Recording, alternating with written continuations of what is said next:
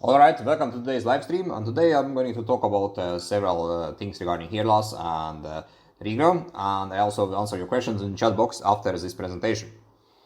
And today's presentation is basically a mix of different questions I have been getting over the last 2 weeks that I wanted to address in one live stream all together. And like, if you do have questions, I will afterwards take them up on after this presentation. So just to refresh things, basically this is me back in 2008, before I started with any potent growth stimulation or any DHT blocker or anything.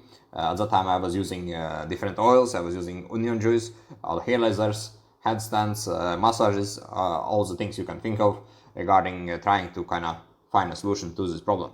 But my hair just keep falling out, they become less and less healthy, and basically things got worse day by day, and it just continued until one point where I knew that I need to do something like a more aggressive. And basically this is a picture of me 1 week before I started with Finasteride in October 2008, and you can see that my hair were at very bad shape. They were diffuse thinning all over my scalp. I think natural treatments like onion juice and different oils were actually affecting it and making my hair fall out even faster. And this is, I have even noticed in some of the guys who take my program, is that some natural treatments can cause scalp problems. So you need to be very careful what you actually do apply on your scalp. But as you can see, I was able to recover from it and have full set of hair.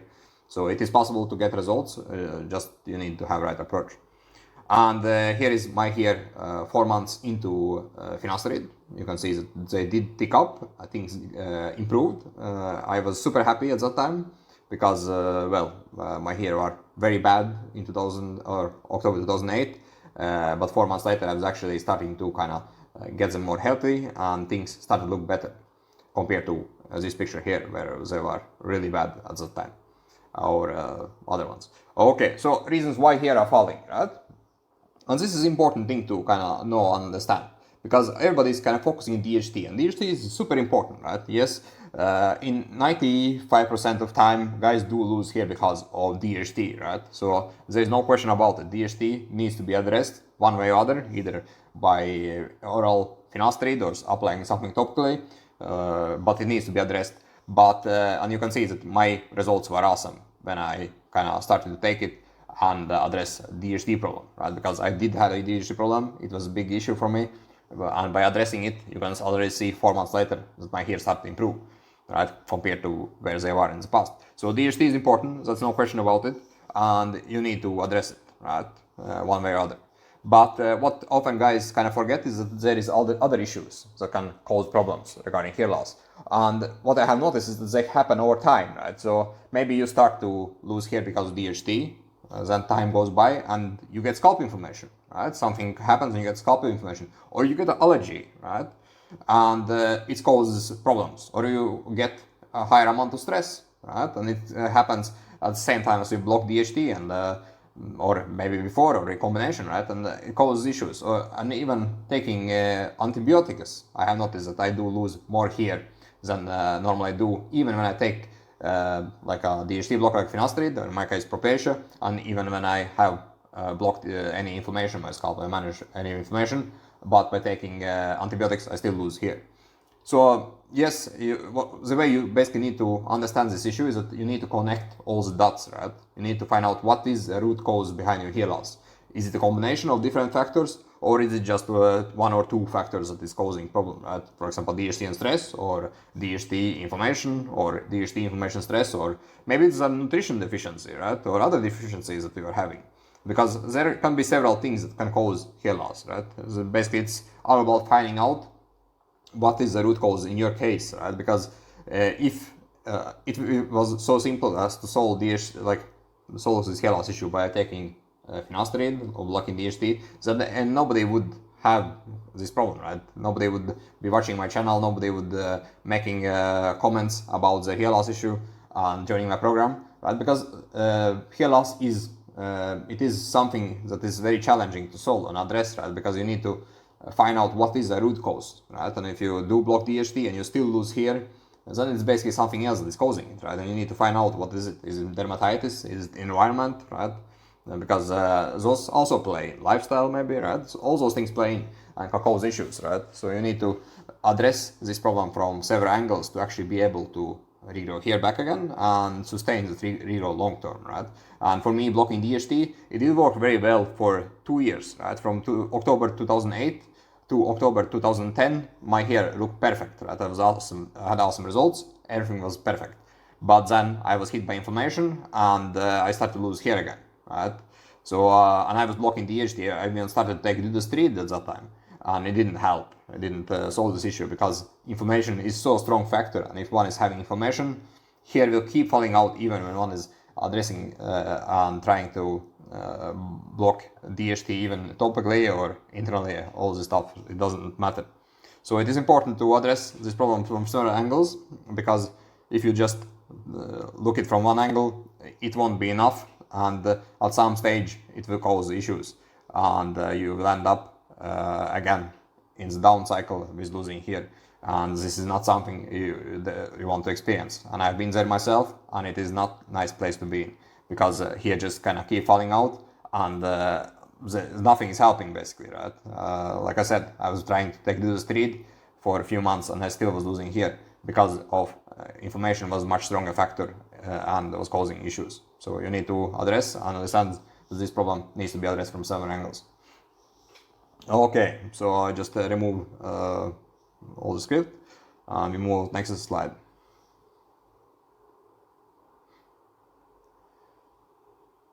And here is basically I want to talk about understanding endings of the hair, right? Because there are several endings that hair ends or hair plug bulbs can have, right? And in my case, when I was having inflammation, like a serious scalp inflammation back in 2011, I was having yellow bulbs on the end of my hair, like a big yellow bulbs. It looked ugly, and it was basically I was losing a lot of hair, and most of them had a yellow bulbs in the ends. And this basically means that there was sebum overproduction, there was some sebum buildups on my scalp that were causing problems. And I even remember that my hair that were falling out, they were clustered together with a bulb in the end, right? So they were like a 2-3 hair at the same time that they were falling out. And this means basically that my scalp was very inflamed, there was serious inflammation going on. And if you do have this kind of problem, if you do have yellowish bulbs, then you need to address this as fast as possible, because it is not something you want to have going on your scalp. And white bulbs is basically something that happens if one is having like too much stress in life, stressful situations that are affecting hair follicles. One can have a white bulbs that are quite big on the ends, and also it can mean deficiencies in some minerals as well, right? And red bulbs is basically also some deficiencies that can happen, possibly vitamin deficiencies, or it can be something that is caused kind of affected hair follicles and damages them, and so they become red. And small white bulbs or sharp endings, it's basically normal hair loss. For example, nowadays when I lose hair or shed hair, I have sharp endings in most cases, and sometimes some mix of small white bulbs in the ends, but it's often a kind of mix. So this is what happens to me, and if you do have sharp endings or white small bulbs, you should not worry too much about it, so because it is a normal shed.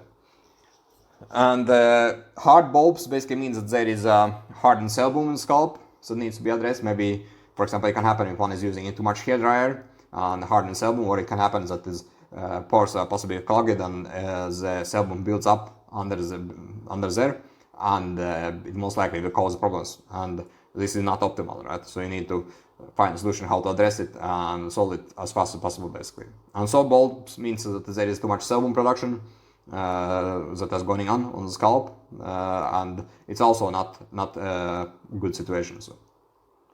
So sudden hair shed or sudden itchiness or inflammation, why it happens, right? You always need to ask why, what is the kind of cause, why those things happen, right? And there's also there's always cause that is unknown, right? And that is effect, and that is the hair shed. So what we need to kind of do is that we need to find out what is actually that main cause behind hair shedding, right? Why your hair falling? Why your scalp is not feeling well? What is causing this problem? And when you have found the cause, you can address it and solve it, right? And then you stop shedding as well, right? But if you just kind of try to apply something like let's say steroid cream, it helps with it helps short term, it helps with symptoms, but after some time they will come back because you cannot use it forever, and shedding will return again.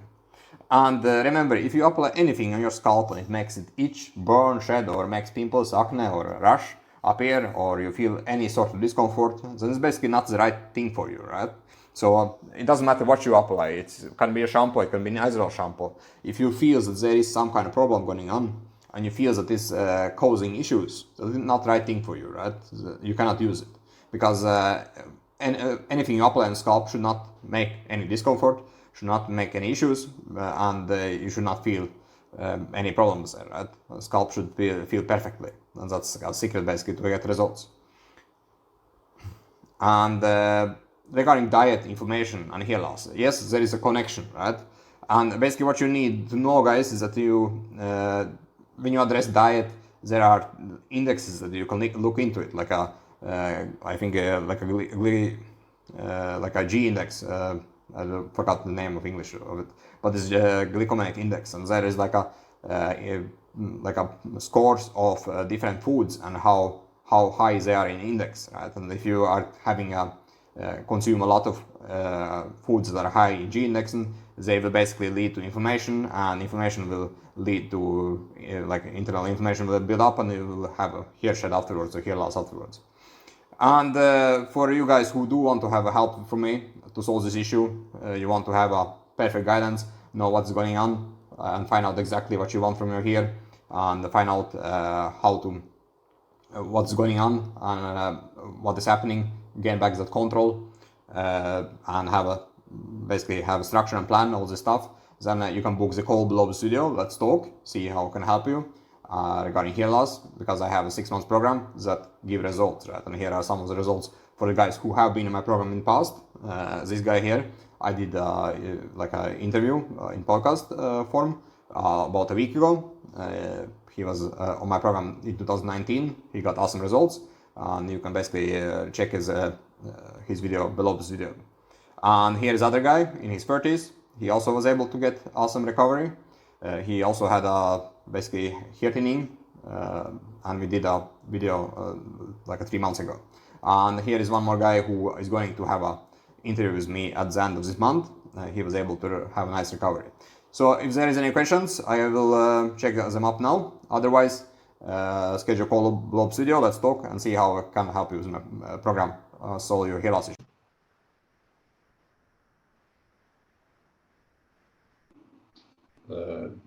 Your minoxidil, like question about minoxidil and shedding out of hair with no bulbs. It sounds like it's like a hair shed you are experiencing when you start first minoxidil. And basically what happens is that like if you are shedding for 2 weeks, 4 weeks, then it's fine, right? But if you keep shedding like after more than 4 weeks, more than 6 weeks, then you basically need to address this issue and check out what is happening, because there is some initial shed in the beginning of starting with minoxidil, but it should stop after like 4 weeks of applying. What foods are best on the G index for here? You basically need to kind of find like a favorable level. Unfavorable level is like around 55-50. Right? So basically, you need to avoid that foods that are at very high amount, like for example, food like white sugar, like white bread. They are very high in the G index. But if you find out the foods that are around 50-55, then you keep them in your diet, and it won't cause issues regarding inflammation and so on. And of course, you can also add a lot of foods that are below 50, right? So that will also be helpful. Regarding this question about coffee and diary, I drink a lot of coffee and it's not a problem, so I will not be worried about such things. And does diary rise DHT? Like from my experience, it doesn't. But again, I take Finasteride, and there have been times when I have cut out dairy completely from my diet, and it didn't help. Like I still was losing hair. So yes, you can of course do it. If you, for example, have allergic dairy, then of course it's a good thing to cut it out. But otherwise, in my case, it doesn't play in that much. So does minoxidil shed last? Yeah, I did answer that question on basically 2 to 4 weeks. So if you did start minoxidil for 2 weeks ago, so maybe you will shed two more weeks if you're lucky, or 4 weeks at the worst. But if you keep shedding after 4 weeks, it most likely means that there is some other issues that needs to be addressed and it's causing problem. Yes, I understand that getting shed first time you start with minoxidil can be quite dramatical, and like it can happen, right? But basically, what you can do to minimize effect is that you do something to block DHT, you do something to make hair stronger. For example, you can take biotin, those kind of things. So they should help a bit to make them stronger before or when you are experiencing shed. Ideally, you should do something about it before you start using minoxidil. Like, what's the longest time I have been without minoxidil while in regime? 3-4 months, I think. Back in 2019, I did the test. It was fine. It is possible, but I was also, of course, blocking DHT and doing things to avoid getting scalp inflammation again. So those are also important things to remember. Question about finasteride, 25 mg, 0.25 every day. Started shed here. Is it a good sign? It depends on like if you just start to take it, like let's say, again, it's same as with minoxidil. If you start to take it like 2 weeks ago and you start to experience increased shed, then I would not worry about it. But if you have been on it for, let's say, 3 months and you still are shedding, then it's most likely means that there is something else that is wrong and needs to be addressed. Okay, next one, I got a question about hair are falling clumps after you have been diagnosed with thyroid dysfunctions, deposit using minoxidil and finasteride. Yes, because you need to solve the problem, right? Because finasteride doesn't help with thyroid, minoxidil also doesn't help. So you need to address thyroid problem first before you actually can have effect from them. That's basically the same thing as with inflammation or allergies, right? They need to be addressed first to have actually effect from finasteride and minoxidil, because as long as you have some kind of underlying issues of causing problems, here will basically still fall out, and you need to solve it first before you can have any effect from blocking DHT or applying growth stimulators. Yes, you can stop is like a question about stopping the minoxidil and growing back here on finasteride. Yes, you can do that, but like first of all, you need to be sure that you are actually doing everything to address any possible scalp problems. And the other thing is that you need to be sure that you are blocking DHT, and if you are doing both those things, then it is possible to stop with minoxidil, but it depends on like if the hair have become permanent, like a real hair from minoxidil, then it's possible. But if they are still dependent on minoxidil, then it's not possible. Right? So you need to kind of find out at what stage you are here into it before you consider stopping. It's possible to fight hair loss and get Regrow with the topical regime only if your diet is proper. No, it's you can get results also without proper diet. Like in 2008, when I started with minoxidil first, my diet was quite bad. It was a lot of junk food, a lot of greasy food, like oily and so on, fried foods. So what happened is that I basically started minoxidil and I got results, and then I kind of got motivation to do more regarding my diet, regarding my life, all this stuff. Regarding question about minoxidil applying both in beard and hair, I would not apply in beard because first of all, skin on face is quite sensitive, and like I would basically just keep it on the hair. You don't want to mess things up on your face, because there are guys who get side effects from minoxidil, and some are that are very sensitive to it. So I would be careful what I do and apply regarding face. Regarding question about hair fibers, yes, if you are like in my case, I remember in 2011 my scalp was inflamed.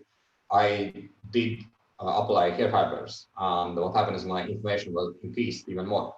But if there is no inflammation, if your scalp is fine and you're on treatment and everything is okay, then I guess hair fibers is not a big problem. So It's just basically if inflammation is out of control, then anything you apply on the scalp can cause issues.